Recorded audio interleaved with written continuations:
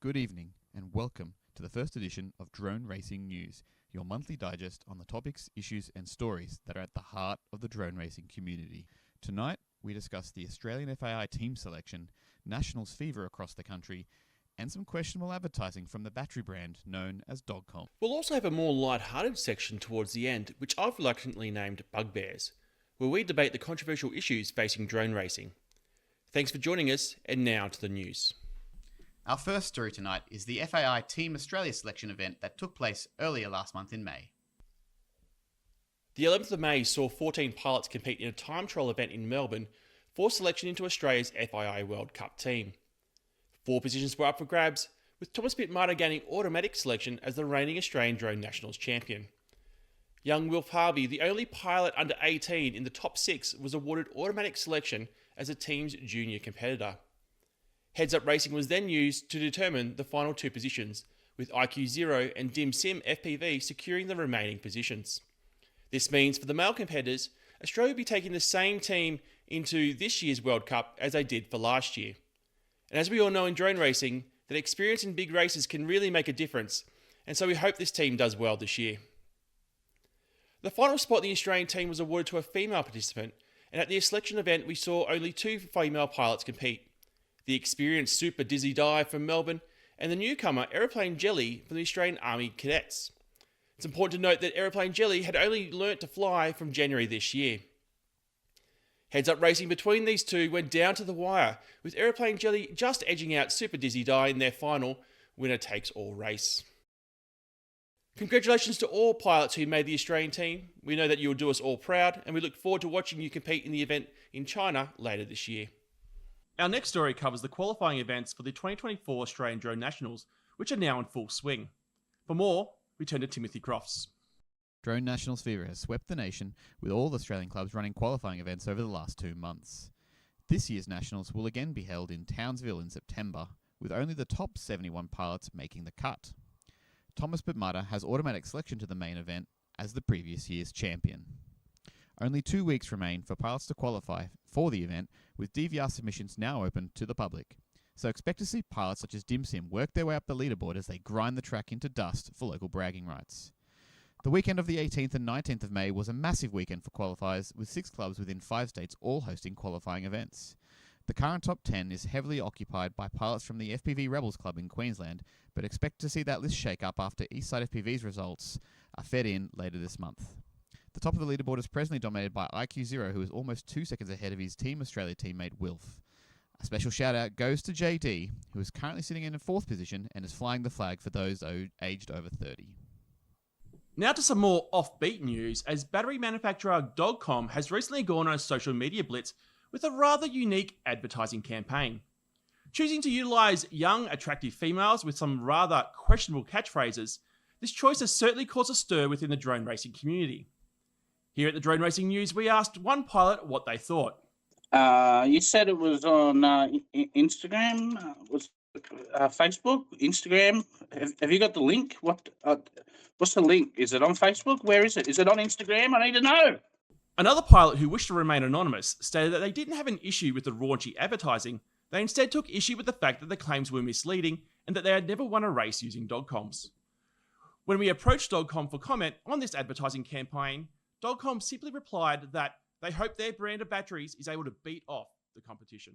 Now it's time to go around the grounds and see what events are coming up here in Australia. Here's Tim with the event forecast. Hi there, and welcome to the Australia Drone Racing event forecast for June and July. Starting off in far north Queensland, we have FPVR Townsville. They had their race day for the month on Saturday the 15th of June. Round 5 for them with a mix of X-Class and 5-inch. Moving down to the state, we have FPV Rebels there in Brisbane. They have 2 race days each month. They had the outdoor race day there on Saturday the 15th of June, but they also have their Tiny Whoops on Friday the 5th of July. Down to New South Wales, we have Sydney, Out of Heaven out there. They had their round 6 on Sunday the 16th of June just passed, but not to worry. We have Panorama Drone Racing out to the west of them. Their upcoming race day round 4 is on the 30th of June. That's a Sunday. Down to the nation's capital, not far, but that's my home club, CMRC. We had our outdoor race day there, round 6 on Saturday the 15th of June. We've also got round 4 of our Tiny Whoop series on Friday the 5th of July as well. Down to Melbourne, we have MMRC up here first with their round 6 on Sunday the 6th of July, but not to forget, just next door to them is Eastside FPV with 2 race days this month. They had their AU Nationals qualifier on the Sunday just past, but they've also got a multi-GP global qualifier on the 23rd of June this month. Over to South Australia, we've got Adelaide FPV out there. They've got race day, the monthly one, on Sunday the 23rd of June. And last but not least, over in the state of WA, Rota Cross there in Perth, they have their rookie day on Saturday the 22nd of June, but not to forget, round 7 on Sunday the 7th of July is their monthly race series. And that's the full event forecast for June and July. Back to you, Bear, in the newsroom. Welcome back and welcome to Bugbears, where we debate the issues that bug Bear. Tonight, the corkscrew. With me is Whodeany, who has raised some concerns about how pilots are tackling this particular obstacle. Whodeany? Well, Bear, it is you that I have a problem with. I've seen you on multiple occasions across multiple race days take the corkscrew incorrectly. You wrap around the back of the right-hand gate at ground level. I think it's wrong, and I think you should be penalised for it. Well, firstly, I'm not very good, and it's a faster line for me in particular to take. And then secondly, there's no flags or other obstacles there preventing me from taking that line, so why shouldn't I not be entitled to do it anyway? Well, I can agree that I don't think you're very good, but it's the chance of having a mid-air is really likely. Well, look, the chance of a mid-air is the risk I'm willing to take to take the fastest line for me. But you could cause a mid-air with a pilot with HD0 on board, and that could be like a couple of $100 fix. Okay, fair. Okay, then what if I was to take on a right-hand corkscrew, I went left after the first gate, avoiding the possibility of a mid-air on the right-hand side, and re-entered the flight line to go through the second gate? Well, I don't think that would work either, because you're still crossing the flight line of the left-hand gate. But it's